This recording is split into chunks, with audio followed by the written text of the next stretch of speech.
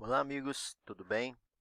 Vou fazer uma pequena explicação aqui do diagrama de Pauling.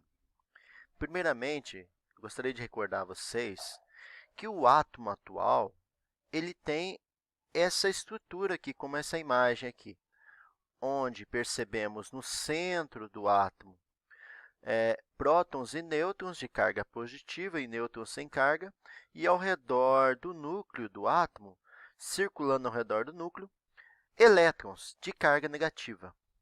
Percebe-se nessa figura que os elétrons eles podem circular ao redor do átomo, do núcleo do átomo, em várias direções. Tá bom, pessoal? Então, nós temos várias camadas de elétrons e essas camadas possuem elétrons girando aqui ao redor do núcleo do átomo em direções diversas. Tá bom? Mas quantas camadas eu tenho de elétrons possíveis em um átomo? Então, de acordo com o nosso estudo, com o conhecimento que temos atualmente, nós sabemos que existem hoje 7 camadas eletrônicas, ou 7 níveis de energia. Por que níveis de energia? Porque conforme eu vou aumentando a quantidade de camadas, quanto mais distante vou ficando aqui do núcleo, do átomo, eu vou ficando mais energeticamente carregado, tá bom? Então, a gente percebe o quê? Que o átomo atual possui 7 camadas eletrônicas, também conhecidas como níveis de energia.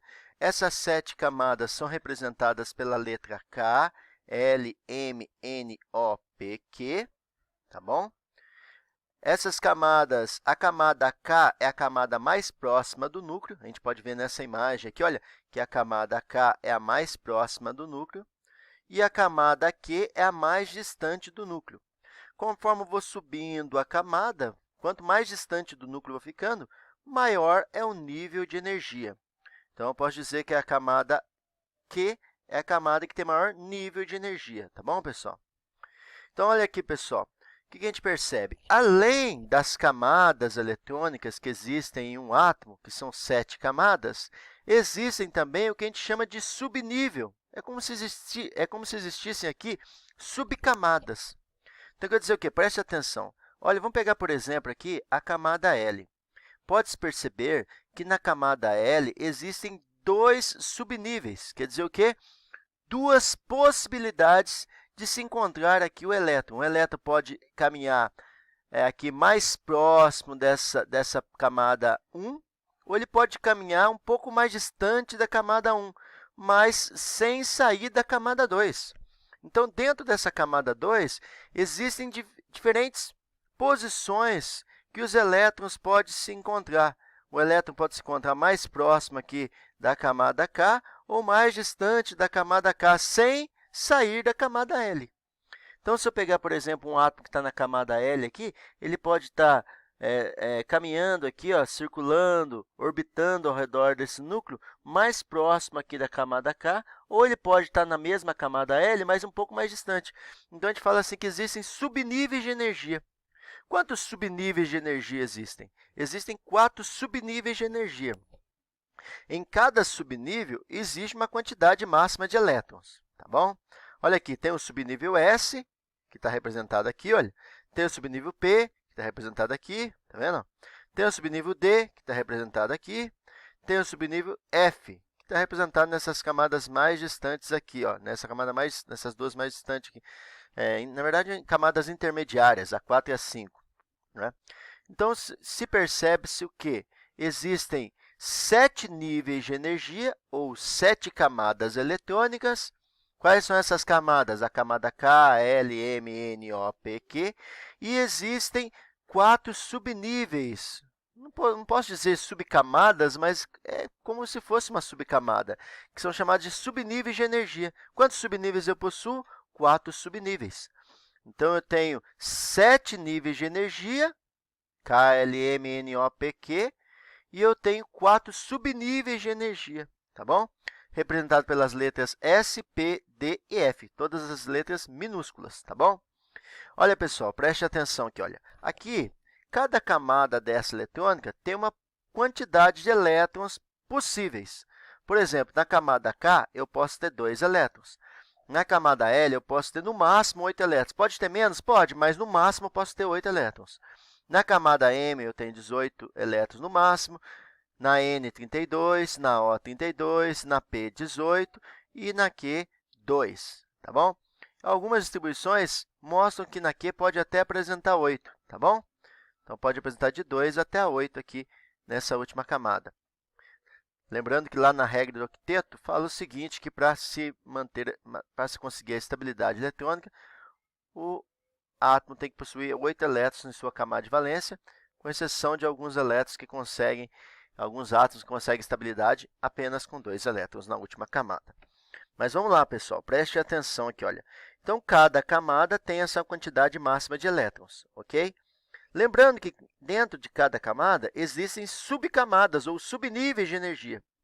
Na camada K, só existe um subnível de energia, que é o subnível S. Na camada L, pode existir 2 subníveis de energia, SP. Na camada M, pode ter 3 subníveis. E na 4 e na 5 pode ter 4 subníveis. Na 6, 3 subníveis.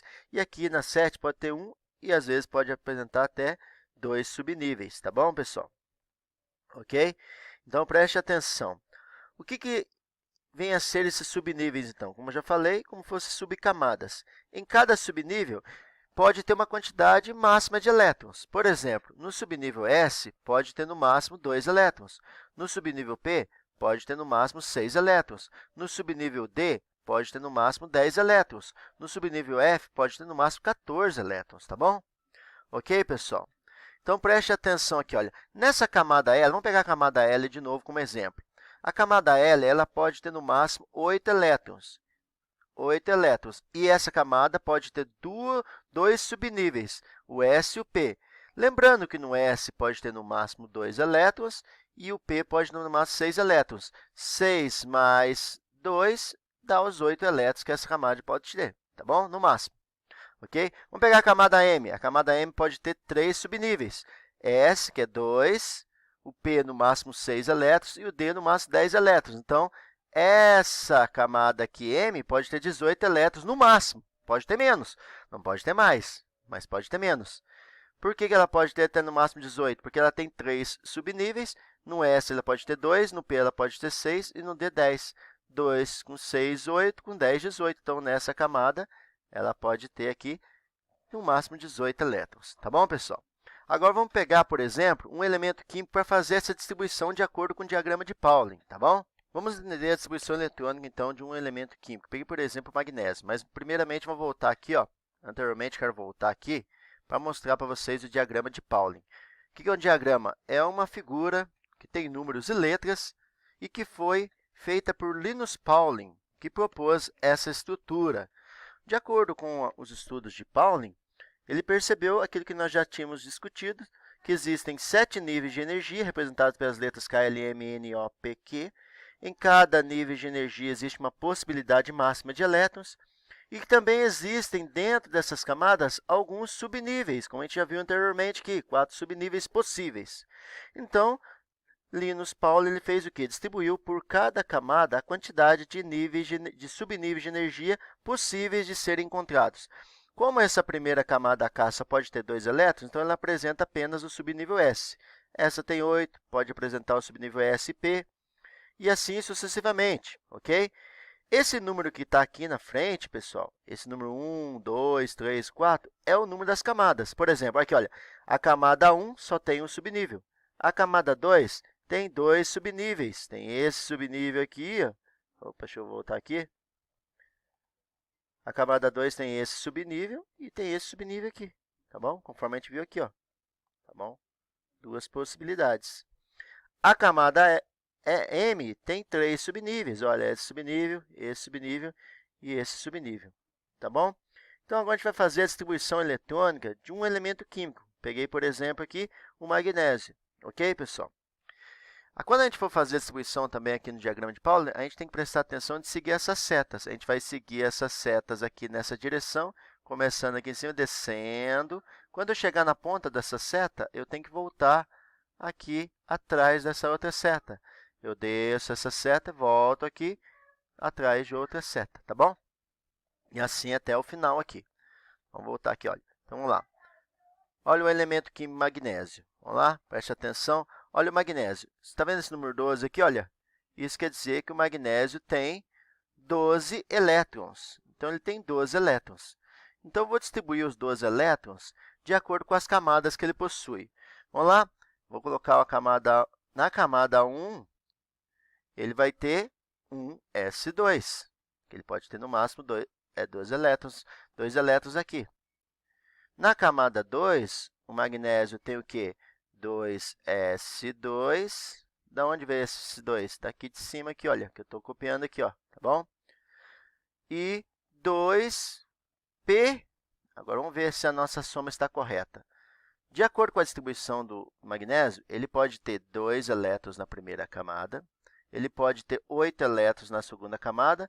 E quantos elétrons está sobrando aqui, pessoal? Se ele possui 12 elétrons no total, se o magnésio possui 12 elétrons no total, na primeira camada ele tem 2, na segunda camada ele tem 8, 2 com 8, 10. Então, quantos elétrons ele vai ter na camada M?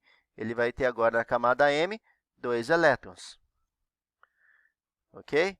Então, a distribuição eletrônica dele é 2, 8 e 2.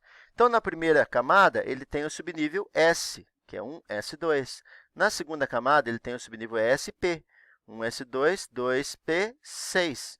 6 com 2, 8, que é aqui do lado. Na terceira camada, ele vai ter o quê? Ele vai ter o subnível S, 3s. Qual número vou colocar aqui? Número 2. Esse número que está aqui em cima, pessoal, esse número que está aqui, ó, ele se refere à quantidade de elétrons que está aqui, tá bom? Tá vendo que aqui tem 8. 2 com 6, 8.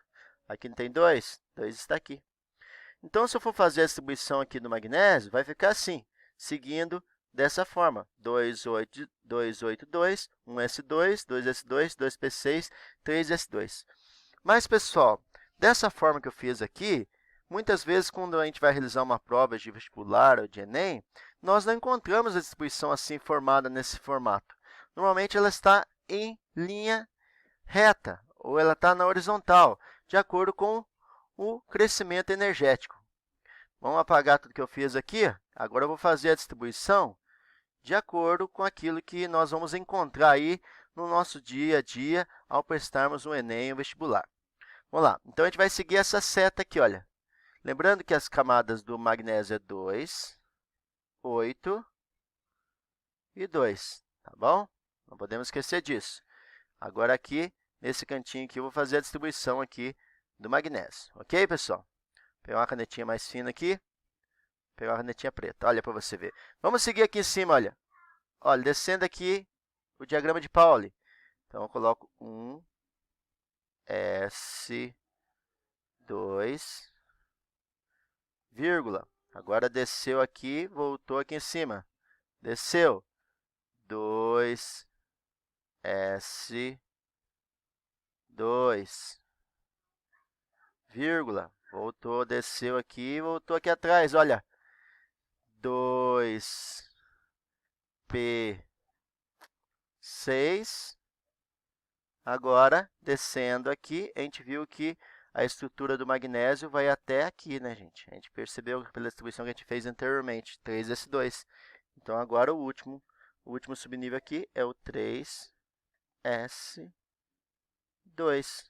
Então, quando eu encontrar isso em algum Enem, no Enem, nas questões do Enem ou no vestibular, a gente vai encontrar nesse formato aqui, olha. Qual que é a distribuição eletrônica do magnésio? 1s2, 2s2, 2p6 e 3s2. Espero que vocês tenham gostado dessa nossa aula, uma aula bem simples, mas que eu tentei explicar de maneira mais resumida aí o diagrama de Pauli. Tá bom, pessoal?